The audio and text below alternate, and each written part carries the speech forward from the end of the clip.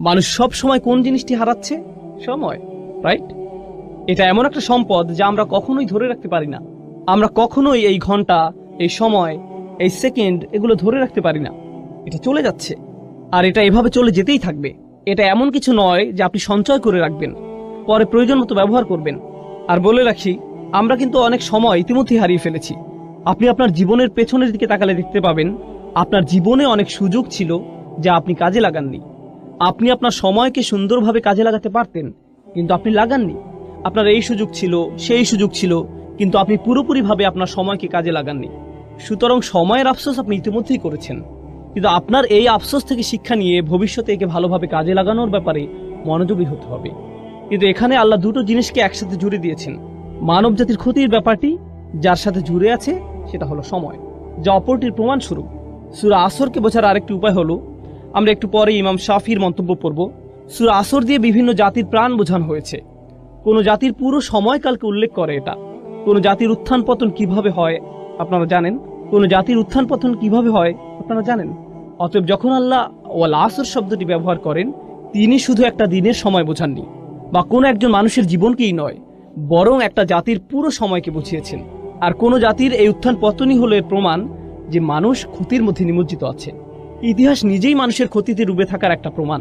ওয়াল আসর ইন্নাল ইনসানা লাফি খুসর, এটা দিয়ে আল্লাহ এটিই বুঝিয়েছেন।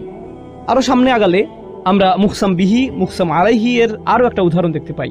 এখানে শপথের বিধে হচ্ছে এর উদ্দেশ্যের একটা সাক্ষী। এটা কিছুটা ভিন্ন ব্যাপার। আমরা দুটি বিষয়ের কথা বলেছি। বিধে হলো উদ্দেশ্যের প্রমাণ, এটা একটা ব্যাপার। দ্বিতীয় বিষয় হচ্ছে বিধেয় হচ্ছে উদ্দেশ্যের একটা সাক্ষী। অন্যভাবে বলতে গেলে আল্লাহ উদ্দেশ্যের বিপরীতে একটা সাক্ষী নিয়ে আসলেন। সূরা আসরকে আমরা এভাবে বুঝতে পারি, আল্লাহ সময়কে কোনো কিছুর সাক্ষী হিসেবে এনেছেন। কিসের সাক্ষী হিসেবে এনেছেন? এটাই যে কোনো সন্দেহ ছাড়াই মানুষ ক্ষতির মধ্যে আছে। এর মানে কি? এর মানে সমগ্র মানব জাতি। মুফাসসিরদের সরাসরি মন্তব্য পড়লে এটা আরো পরিষ্কার হবে, কিন্তু এখন আমরা এটা সংক্ষেপে বুঝতে পারি। আমরা মানুষেরা বিভিন্ন বিষয়ের দিকে দৌড়াই। আমরা এমন বিষয়ের প্রতি দৌড়াই যাতে আমাদের জীবনের আসল উদ্দেশ্যই হারিয়ে যায়। এই সূরার আগের সূরাটিতে এই বিষয় আলোকপাত করা হয়েছে, আলহাকুম আত-তাকাসুর।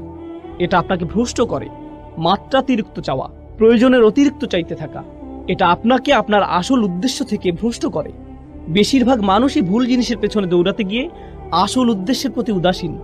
তারা ভুল জিনিসের দিকে ছুটছে। এখন আমরাই কি প্রথম মানুষ যারা সম্পদের পিছনে ছোটে, বা সুন্দর বাড়ির প্রতি ছোটে, অথবা সুন্দরী কোনো মেয়েকে বিয়ে করতে আগ্রহী, ইত্যাদি ইত্যাদি? যাই হোক, আমরাই কি প্রথম মানুষ যারা এসবের পেছনে ছুটছে, নাকি পূর্বের মানুষেরাও এসবের পেছনে ছুটেছে? তারাও ছুটেছে। তারা এগুলোকে সফলতা ভেবে এসবের পেছনে ছুটেছে। যখন তারা এগুলো পাবে তারা সফল হবে। আর আল্লাহ সময়কে সাক্ষী হিসেবে নির্ধারণ করেছেন, যাতে আমরা দেখি পূর্ববর্তীরা এসবের পেছনে ছুটেছে আর ব্যর্থ হয়েছে। অন্যরা এসেছে, তারাও এসবের পিছনে ছুটেছে এবং ব্যর্থ হয়েছে। পরের লোকেরাও এসেছে এবং একই কাজ করেছে। হাজার বছর ধরে শত শত প্রজন্মের লোকেরা একের পর এক এই একই কাহিনী চলে আসছে। আল্লাহর এক অসাধারণ সৃষ্টি এইসব ঘটনা অবলোকন করছে। এটা একের পর এক এসবের সাক্ষী হয়েছে, আর আমাদের বেলায়ও এমনটা ঘটেছে। অন্যভাবে বললে মানব জাতির করুণ পরিণতির সাক্ষী হচ্ছে সময়। পরিশেষে আল আসর শব্দটির ব্যাপারে বলবো, আমরা এর ভাষাগত বিশ্লেষণে গেলে এটা আরো পরিষ্কার হবে, তবে আমরা এখনো এর সারাংশ পর্যালোচনা করছি।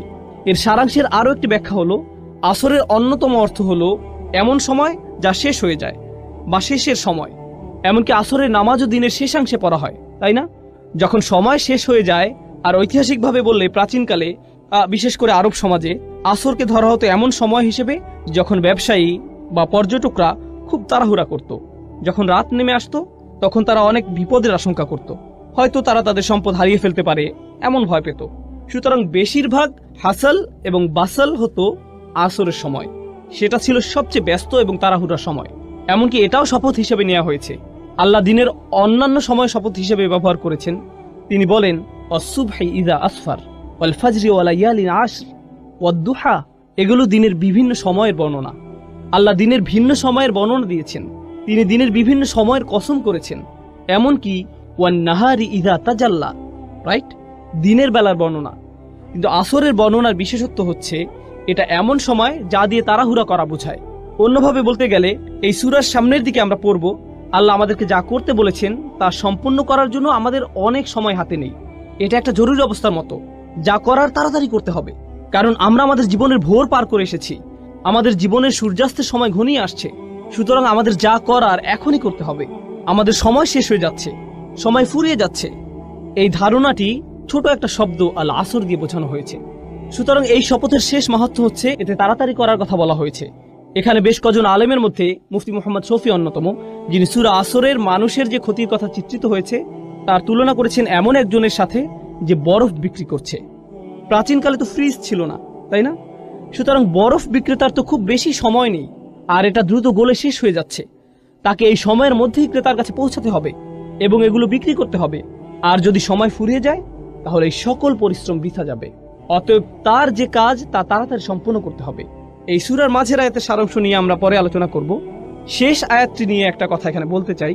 মূলত সূরা আসরের শেষ আয়াতটিতে 4টি অংশ আছে, এমনটি ভাবা হয়। অবশ্যই সহজ করে দেখলে এমনই মনে হবে। ইল্লাল্লাযীনা আমানু প্রথম অংশ, আমিলুস সলিহাত দ্বিতীয় অংশ, ওয়াতাওয়াসাউ বিল হক তৃতীয় অংশ, ওয়াতাওয়াসাউ বিস সবর চতুর্থ অংশ। তাহলে এখানে 4টি শর্ত রয়েছে। প্রথম শর্ত হলো যারা ঈমান আনবে, দ্বিতীয় হলো যারা সৎ কাজ করবে, ভালো কাজ করবে, তৃতীয় হলো তারা তাদের সর্বোচ্চ চেষ্টা দিয়ে একে অপরকে সত্যের কথা বলবে, চতুর্থ হলো ধৈর্যের ব্যাপারেও তারা একই কাজ করবে। এগুলো হলো উল্লেখিত 4টি শর্ত। কিন্তু এর সারাংশ বোঝার জন্য আমরা এখন যে বিষয়টি বুঝবো তা হলো এই 4টি বিষয় হচ্ছে আসলে একটা বিষয়। এদেরকে দেখতে 4টি আলাদা বিষয় মনে হলেও এগুলো আসলে একটা বিষয়। এগুলো হলো লাজিম ও মালজুম। এগুলো আবশ্যিকভাবে একটা অপরটির সাথে যুক্ত, এগুলোকে আসলে আলাদা করা যায় না। আর আসলে বাকি সবকিছুই প্রথমটির ফলাফল, সেটা হচ্ছে ঈমান। প্রথম যে বিষয়টি বলা হয়েছে তা হলো ঈমান, আর এরপর আরো 3টি বিষয় বলা হয়েছে। আমরা এখানে শিখব যে যার সত্যিকার অর্থে ঈমান আছে তার সাথে বাকি 3টি বিষয় আবশ্যিকভাবে ঘটবে, অবশ্যই ঘটবে। আর যদি সেগুলো না হয় তাহলে ভাবুন কি পরিপূর্ণ হয়নি? ঈমান। অতএব কেউ যদি তার ঈমান আছে কিনা পরীক্ষা করতে চায়, সে সূরা আসরে বর্ণিত ঈমানের ন্যূনতম পরিমাণ যাচাই করে দেখতে পারে। ঈমানের ফলাফল কি? কেউ ঈমান আনলে এর পরে কি ঘটে? আমিলুস সলিহাত, তাওয়াসাউ বিল হক, তাওয়াসাউ বিস সবর। যদি এই বিষয়গুলো না ঘটে তাহলে নিশ্চয়ই ঈমানের কোথাও ঘাটতি আছে। আর বলে রাখি, এই সবগুলোই একটি অপরটির সাথে গভীরভাবে জড়িত। ধরা যাক আপনি যদি দ্বিতীয় পয়েন্টটি নেন, আমিলুস সলিহাত, তারা সৎ কাজ করে। এরপরে কি আছে? তারা সত্যকে উপভোগ করে। তারা ভালো কাজ শুধু নিজেদের মধ্যে রাখে না, প্রচলিত অর্থে এই ভালো কাজ অন্যদের মধ্যেও ছড়িয়ে দেয়, সত্যকে অন্যদের মধ্যে ছড়িয়ে দেয়। অন্যভাবে বললে, আপনি যদি সত্যিই ভালো কাজ করেন, এটা শুধু আপনার নিজের কাছে রাখা আপনার জন্য অসম্ভব হবে। এটা সম্ভব নয়। অবশ্যম্ভাবী ভাবেই আপনি এটা অন্যদের কাছে ছড়িয়ে দিবেন। এটাই ভালো কাজের নমুনা। আর যখন আপনি অন্যদের মধ্যে ছড়িয়ে দিবেন, আপনি কিছু মানুষ পাবেন যারা আপনার এই কাজকে পছন্দ করবে, আবার কিছু মানুষ পাবেন যারা আপনার এই কাজকে ঘৃণা করবে। আর যখন আপনি এমন কিছু মানুষ পাবেন যারা আপনার কাজকে ঘৃণা করছে, আপনি আবশ্যিকভাবেই নিজের মধ্যে কি তৈরি করবেন? সবর। আপনার অবশ্যই এটা থাকতে হবে। এগুলো প্রত্যেকটি সম্পর্কযুক্ত বিষয়, এগুলো একটা অপরটির সাথে যুক্ত। আর সামনে এগুলো নিয়ে আমরা আরো যাচাই করবো ইনশাআল্লাহ তাআলা। এই জন্য এই সূরাটি ঈমানের বিভিন্ন ফলাফলকে সবচেয়ে সুন্দরভাবে ফুটিয়ে তোলে, যা কোরআনে 2-1 এসেছে। কখনো আল্লাহ বলছেন আল্লাযীনা আমানু, আল্লাযীনা আমানু, শেষ, ব্যাস। কারণ বাকিটুকু কি? ঈমানের ফলাফল। সুতরাং আপনি যদি ঈমানকে ভালোভাবে বুঝতে পারেন তাহলে বাকিটুকু এমনিই বুঝে যাবেন। কখনো আল্লাহ একটু বাড়িয়ে বলেছেন আল্লাযীনা আমানু ওয়া আমিলুস সলিহাত, 2টি বিষয় বলা হয়েছে। কিন্তু এই সূরায় তিনি 2টি বিষয় বলেননি, তিনি 4টি বিষয় বলেছেন। আর আপনি যদি লক্ষ্য করেন, এগুলোর মধ্যে শেষের 2টি কি? তাওয়াসাউ বিল হক, তাওয়াসাউ বিস সবর। এগুলো হলো মূলত কাজের বর্ণনা, এগুলো কাজ। সুতরাং আমিলুস সলিহাত একটা কাজ, তাওয়াসাউ বিল হক, তাওয়াসাউ বিস সবর, এই 2টি হলো আমল, আমালাইন, এই 2টিও কাজ। অন্যভাবে বললে আমরা এখানে জানতে পারলাম যে আল্লাহ 2টি কাজের প্রতি আলোকপাত করেছেন। আমি গতকালও এটা নিয়ে বলেছি, আল্লাহ এখানে এমন 2টি বিষয়ের প্রতি আলোকপাত করেছেন যা সাধারণত মানুষ এড়িয়ে যায়। যখন তারা ভালো কাজের চিন্তা করে, যখন তারা ভালো কাজ করতে চায়, এগুলো তারা সাধারণভাবে ভাবে না। তাই এখানে এই 2টি বিষয় পরিষ্কারভাবে বলে দেওয়া হয়েছে, যাতে মানুষ বুঝতে পারে যে এগুলো হচ্ছে ন্যূনতম। তাওয়াসাউ বিল হক, তাওয়াসাউ বিস সবর, এগুলো সাথে জুড়ে দেওয়া হয়েছে। এখন আমি আপনাদেরকে একটা দৃশ্য কল্পনা করতে বলবো। আমি নিজেও এটা থেকে উপকৃত হয়েছি, যা আমার শিক্ষক ডক্টর আব্দুস সামি একটা দার্সে বলেছিলেন।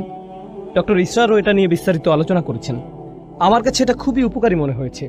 আর সূরা আসরের তাফসিরে যাওয়ার আগে আমরা এর শিক্ষাগুলো নিয়ে আলোচনা করব, এর সারাংশ বুঝব।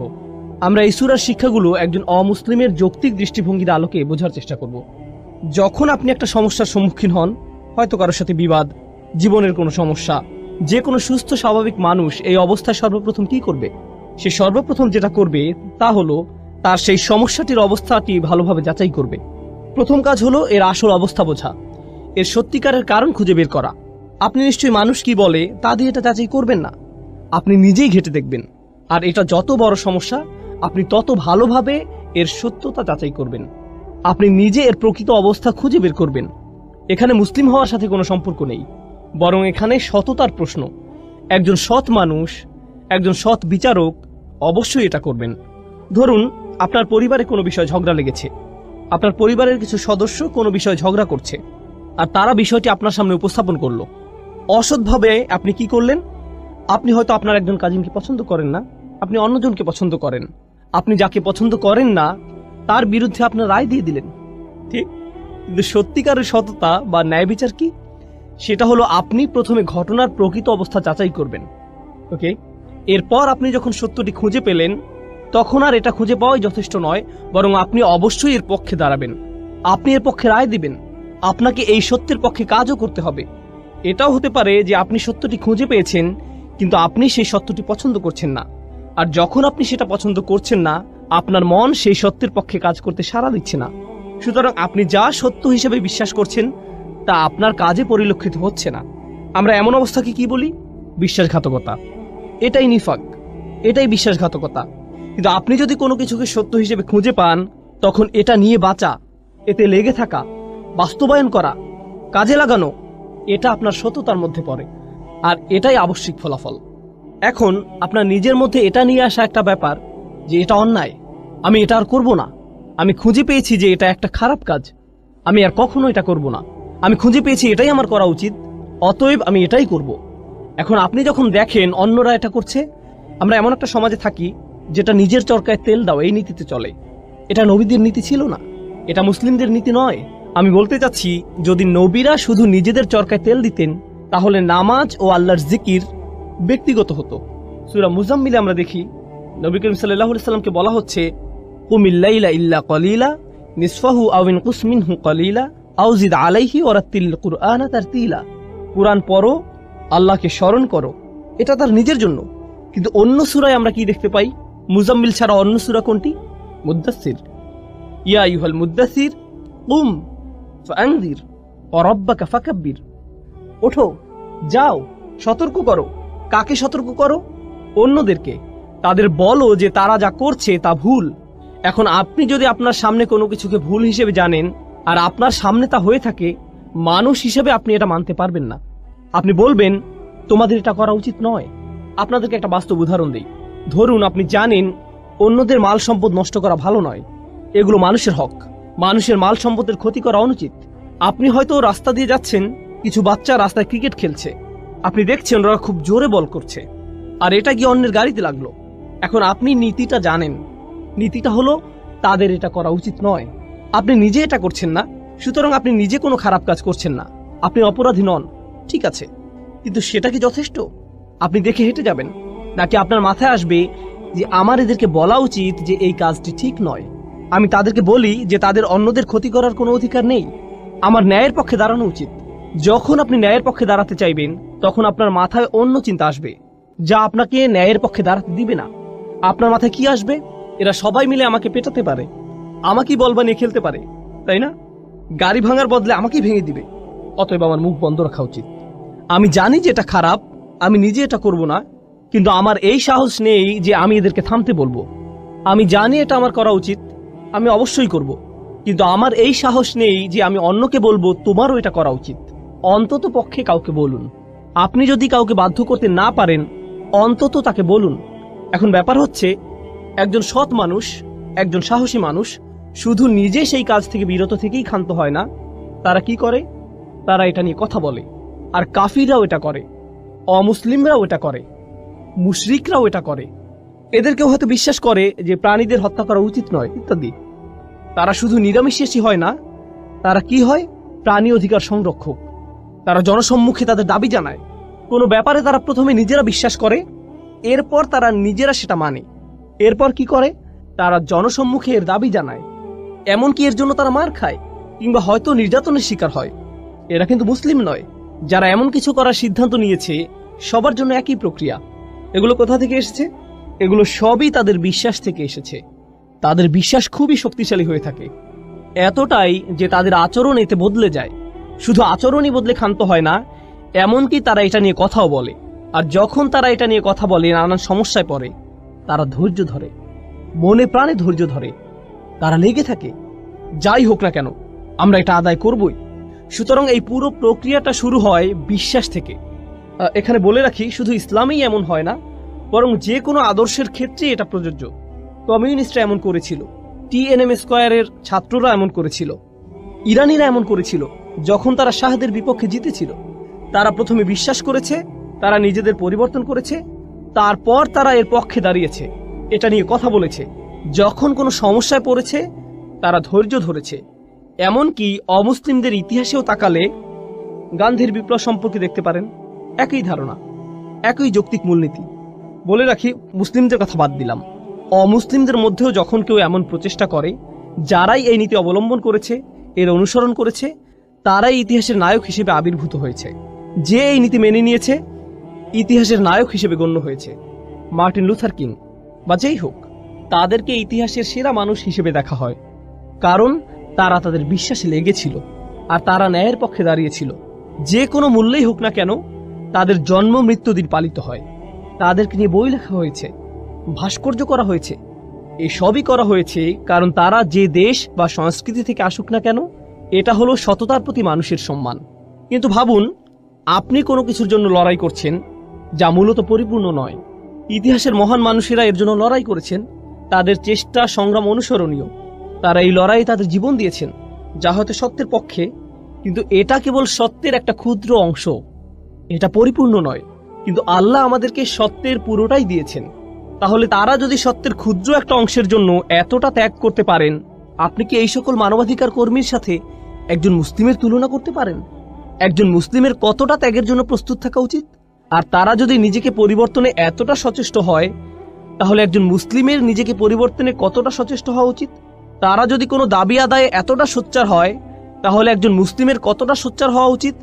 তারা যদি কোনো একটা অন্যায়ের বিরুদ্ধে এতটা প্রতিবাদ জানাতে পারে, একই সাথে তাদের বিশ্বাসে একাগ্র থেকে সত্যের পক্ষে দাঁড়াতে পারে, কথা বলতে পারে, তা যে কোনো মূল্যেই হোক না কেন, আল্লাহর জন্য একজন মুসলিমের তার চেয়ে কতটা বেশি সোচ্চার হওয়া উচিত?